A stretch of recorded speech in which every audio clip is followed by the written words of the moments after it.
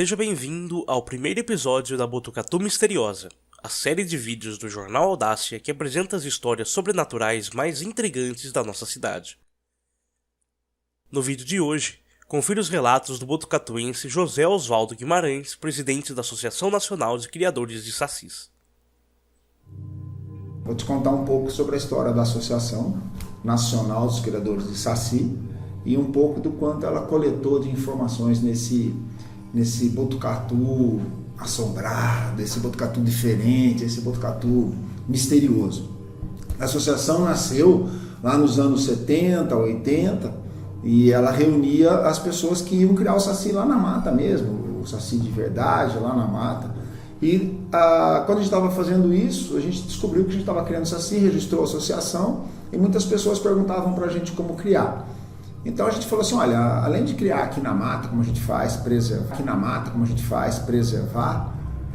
existe o criador de saci, que é o criador que acaba coletando as informações, acaba pegando as informações, acaba ou divulgando as coisas sobre o saci, né? E o que é? São as histórias, né? As lendas, as coletas de informação. Então todo mundo que de alguma forma trabalha com o saci, faz crescer a quantidade de saci, é um criador de saci e é da Associação Nacional dos Criadores de Saci. E para ela ser uma associação que fosse extremamente receptiva, né? Extremamente includente, então a gente trabalha com algumas regras. Então, por exemplo, a gente não trabalha com uma foto do saci, o símbolo da associação é um pé, né? Que todo saci tem um pé, mas a foto, a forma e tudo mais, a gente não trabalha, porque senão eu acabo matando o saci. O que é matar o saci? Seria eu definir um saci e daí os outros sacis que a gente coleta, a gente acabaria vendo descrédito. Então, com essa associação, ela acabou participando de vários festivais, vários trabalhos junto ao SESC, trabalho junto ao Museu do Folclore, à Unesco, enfim, vários outros trabalhos, inclusive interagindo com outras associações também.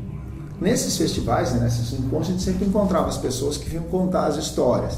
E daí você vai pegando um pouco das histórias e dá até para você traçar alguma coisa assim, algumas diferenças, né? Então tem os sacis que estão falando urbanos, né? Então sacis urbanos, né? Então são pessoas que de alguma forma na cidade perderam a chave do carro, que nem eu hoje, que não acho de jeito nenhum. E a dica vale a mesma dica do interior falava pra gente, né? Das pessoas mais do sítio. Olha, pare de procurar, não dê corda pro saci, né? Porque o saci ele faz isso, ele esconde a chave, ele esconde alguma coisa, esconde um material teu para te ver se batendo, né? Procurando a chave, andando para lá e para cá e rir disso. Então você deve desistir, pega uma outra coisa, vai fazer outra coisa, que depois essa chave, essa ferramenta aparece. Quando a gente começou com a história do saci, a gente chegou lá na mata, aqui perto das Três Pedras, e eles falavam muito assim, mas aqui não tem nada misterioso. Falou, como não, né? Porque aqui falava-se de disco voador, de visões, de luzes e tal. Ele falou, não tem nada não. O que tem aqui, vem o pessoal fumar maconha aqui, então não tem nada mais. E daí o menininho falou pro pai dele, falou, pai, mas como não, né? Como é que não tem se ontem a égua ficou correndo no pasto sozinha? E daí o homem falou assim, não tem nada de mistério nisso. O que tem nisso é o próprio saci. Quem está fazendo isso é o saci. O saci sobe no cavalo, fica andando com ele no pasto a noite inteirinha. E daí nós falamos assim, mas como assim saci, né? Isso não é misterioso? Eu falo, não, o saci é uma coisa natural. Então o saci para essas pessoas que a gente conversa, o saci é próximo, né? Uma coisa que está acontecendo. E daí ele contava que o saci entrava nas casas, escondiam as coisas, talhava o leite. No sítio ele fazia as tranças na crina do cavalo ou no rabo do cavalo. Ele também misturava o bezerro com a vaca, porque é separado, né, o bezerro da vaca, para daí de manhã ordenhar a vaca e daí isso dava um restinho para o bezerro mamar. Então ele misturava, então no dia seguinte a pessoa ia lá, o bezerro tinha mamado tudo, né? Ele também contava, as pessoas contavam histórias para a gente, por exemplo, que antes no sítio a pessoa tinha que sair do sítio para ir para a cidade, vir aqui fazer compra, né? na cidade. Era comum antes a gente ver as pessoas que vinham a cavalo, né, para fazer compra em alguns lugares, até comércios que existem até hoje. Vinham e era comum os homens virem, né, e daí eles se atrapalhavam, né, ficavam bebendo com os amigos. Então as mulheres falavam, olha, você vai, mas volta rápido, não vai ficar bebendo com os amigos não, porque tem coisa para fazer e tal.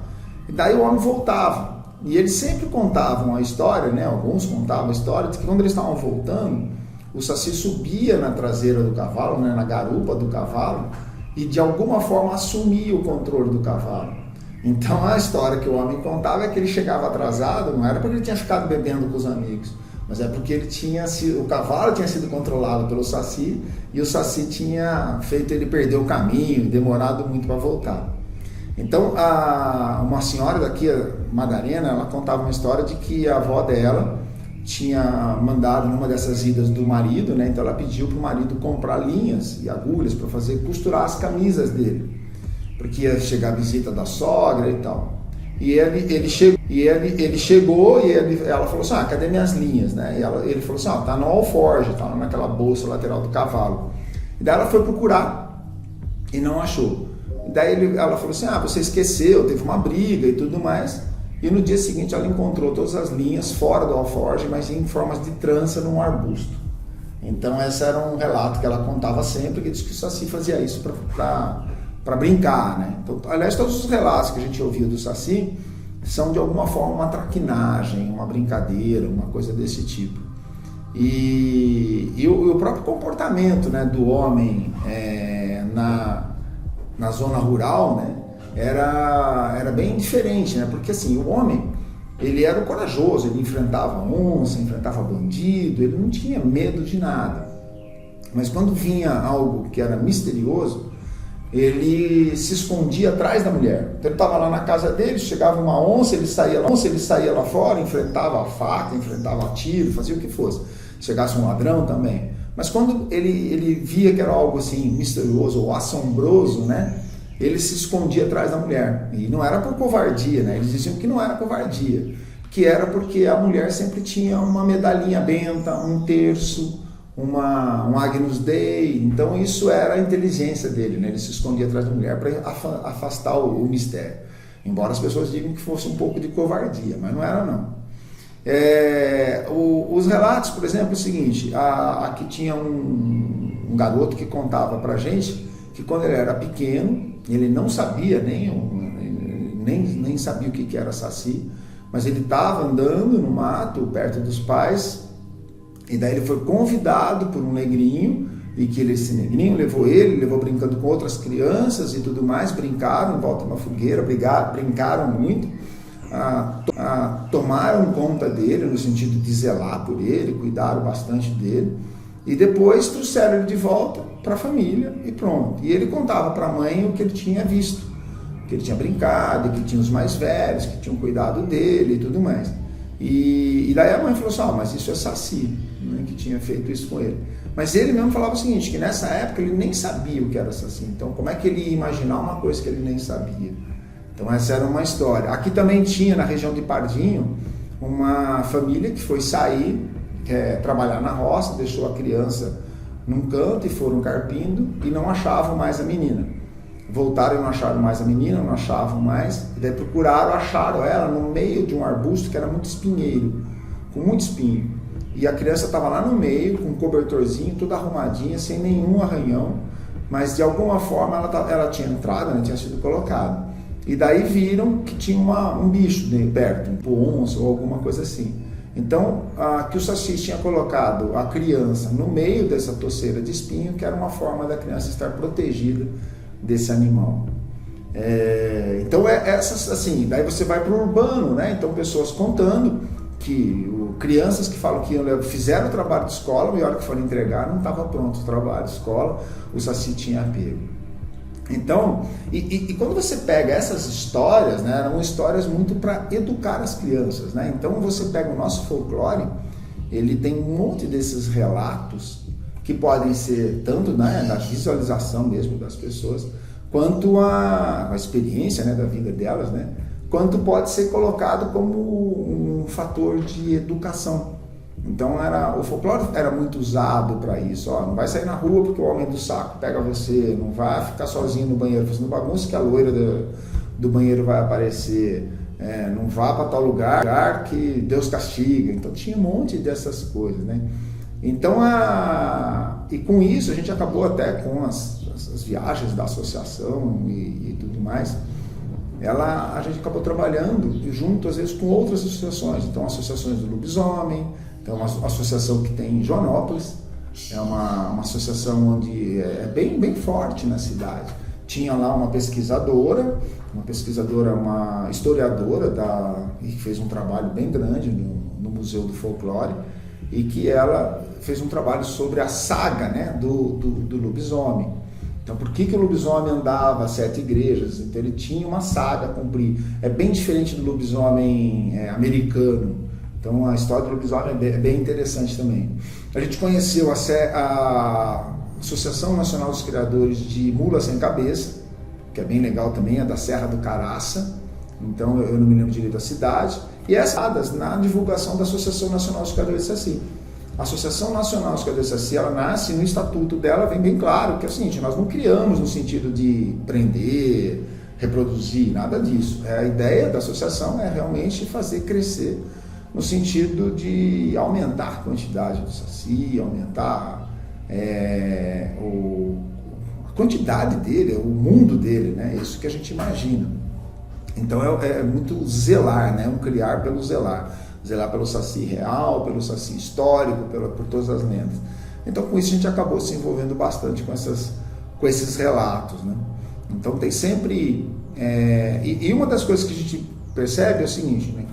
Quando a gente começou com essa história de criação de saci, esse morador ali da região das Três Pedras, ele falou que tinha muito saci e que tinha diminuído. E que tinha diminuído por causa do desmatamento, por causa da falta de cuidado, né, com o saci, com o ambiente do saci, mas também pela luz elétrica, né? Então a gente imaginava o seguinte, falou, mas por que a luz elétrica, né? Podia ser claramente o seguinte, tá bom, a gente, com a luz elétrica, eu começo a assistir mais televisão, eu começo a me afastar da sala, do fogão, né, daquela rodinha de conversa, começo a ter outro entretenimento. Porém, ele falava muito do seguinte, que a gente, trabalhando um pouco mais com isso, a gente viu que não era só essa interferência da TV ou de outros meios, né? Mas era o seguinte, é que a iluminação acabou acomodando a imaginação, né? A nossa visão, porque todos os relatos de assombração, por exemplo, tinha um senhor que contava que ele estava andando, indo caçar ou indo pescar, e daí ele fazia um assobio, e o assobio atraía saci. E esse saci veio, ele ficou assobiando, brincando, o saci veio e bateu no cachorro dele. Então, não sei por que foi bater no cachorro, mas bateu no cachorro dele. O outro fala que ele estava andando e assobiando também, e daí vinha o saci, batia nele, ou dava um tapa na cabeça dele. Então, assim, as pessoas tinham uma interação com a mata, com o escuro, com a sombra, né? E com a luz elétrica acabou afastando essa escuridão acabou ficando longe da casa. Então todo o mistério, toda a parte de assombração, né, acabou ficando fora, ficou mais distante. Eu ia para Itaporanga e a gente ouvia muita história de assombração, e eram histórias ao mesmo tempo assustadoras, né, porque as casas eram antigas. A gente ia na casa de um amigo que era a casa de taipa, né, uma casa bem antiga, mas eles tinham as histórias que eram assim, educativas, né? Porque tinha a história da mulher que tinha falado assim, eu quero ir num baile de qualquer jeito, hoje eu vou no baile, nem que seja com o diabo. E daí ela ia, o moço lindo aparecia, e no final o cara levava ela embora. Então tinha todas essas histórias, então eram muito, muito educativas. E que o saci intercala nesse meio, porque ele nunca foi um personagem com histórias de ele ter machucado alguém, diferente do curupira. O curupira acaba machucando, joga o caçador para o abismo, joga no rio. O saci acaba sendo sempre o que faz uma traquinagem, ele esconde alguma coisa, ele faz você sofrer um pouquinho, mas é nesse sentido.